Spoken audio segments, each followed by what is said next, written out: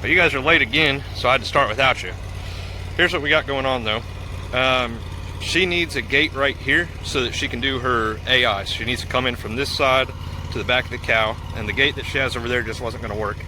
So we're working on building a gate. And you can see I'm just welding this into the top, and then what we're going to do is just cut this off here. I've got this upright welded here. We'll just cut that off. That piece of pipe right there goes across the bottom, and then, you know, these are the hinges, and so I've about got them welded up, and so this will be the stationary part, and then all this will pivot. The next thing we're going to do is my little kick bars there. They're going to go in right here and then in that gate. Now I made them too long, so I'm going to have to cut at least one of them down to fit inside that gate, but they're going to fit right in here. And then the other thing that we're going to do is we're going to make this entire side right here is going to be a gate that can swing out and open. So we'll have to get rid of this post right here, and then we're going to leave all of this the same, but right through here we're going to just basically frame in a new gate, and then it'll latch over here somehow. And that's just because, like I said, and I had this happen once too, but the cow goes down and they get their feet or a leg or something caught underneath this lower sucker rod, then they can't stand back up, and sometimes they can't even make it out of the head gate. So that's what we're doing. Ought to be pretty cool. So she's excited about it, I'm having fun, so good day all the way around. All right, well, I told you I was getting a backhoe. Here she is. She's old and she's not pretty, needs a little bit of work. The big problem that I have is that she leaks like a sieve. All of these hydraulic cylinders need rebuilt. That's no problem though, I knew that was the case. No pun intended, right? Because it's a case. So this one's blown out completely. This one's blown out completely. Here, that's no good. This little one's leaking pretty bad. And this one is pretty much completely blown out. These two front ones look like they're good, so I'll probably leave them until they blow out, but they're probably not far from it. And this one looks all right as well. And then as far as I can tell, my outrigger cylinders, they look okay, both of them, and this one side of the boom lift cylinder looks all right. But so like I said, she's rough and ugly, but I got a sweet little backhoe. This thing's going to be great to have. So we had a problem with the trailer on the way back home. Let me show you that. Boy, was she in a lifesaver. Yeah. So remember my cousin Trevor, guy with the Traco. He also has a sweet big rig and trailer. But check this out. We blew a tire out on the way back with the backhoe. So what we did, conveniently, we had a backhoe, so we picked up the back of the trailer and got some wood underneath of it. We got the tires pulled off, and his wife's on his way with another tire and a jack too that we don't need. Turns out we have a backhoe. Might be better to use the jack to get it off, because we're going to be out of hydraulic fluid soon. We'll just drive it off. Yeah, that's just take off. Leave them behind, just right off into the sunset. So anyway, we're stuck right here, kind of dead in the water for just a little bit, waiting on parts, but she'll be here shortly. What time did you leave this morning? About, what was it, like 4:30, something like that. About what time I left. What time is it Yeah. now? I was right after. 12 hours in? Yeah, right after you text me, I was walking out the door. Right. It's been a long day. And we still ain't home. Yep. Well, I am. You're home. That's right. You got what, another 2 hours ahead of you? I probably got an hour 30, hour 45 to get to Mounds. Yeah. Well, because once we get this tire on, you'll be able to hit 70 and just I won't have to cruise. drive 35 no more. Yeah, we had to limp it for what? How long have we been doing that? Two and a half hours, 3 hours? We probably drove it for 2.5 hours on. 2.5 hours doing 40, 45, just limping it along, because that tire was blown out the whole time. So and we got here and it was completely flat, but I'm pretty sure I heard it blow out when we were coming out of Shakota on 266. But we've called like 4 different tire shops and stopped at one in person. Nobody has this tire. I guess it's an oddball size tire. Looks pretty standard to me, but hey, you know, whatever. So we're gonna sit here and get this trailer fixed and get Trevor on his way home. So let's do it.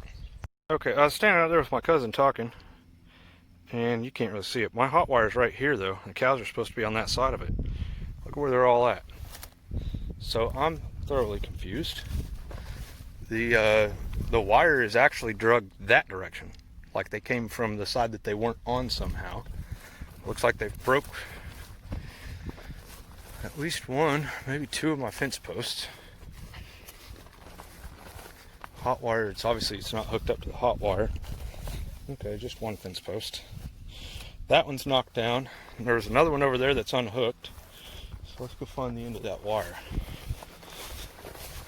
It's drug off this way, like one of them ran through it coming back from the other side. That doesn't make sense. I wish I could have seen what happened. Here, see, here it is. Look at it. How did it get way over here? Like, it's literally from over there. See it? It's wrapped around here. Where did it go?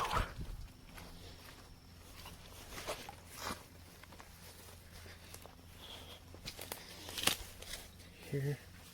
It was back over there, and then the hooks broke off the end of it somehow. So, no, maybe the hook's not broke off. No, it keeps going. It's back over here. Yeah, this is crazy. What's going on? More of it. Huh. There's more of it. What? There's another fence post. There's my hook at the end. Okay. That's the one that was broke off. Okay. That doesn't make any sense. It's like they got a hold of it and wrapped it all around trees and drug it in here.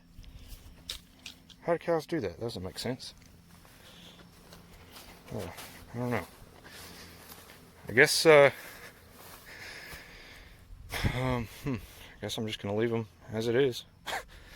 I was about done. I only had 2 days left of forage anyway, so 2 or 3 on this side. So I guess I'm just gonna let them eat it. I'm gonna pull up these fence posts and I'm gonna go back and wait for Trev.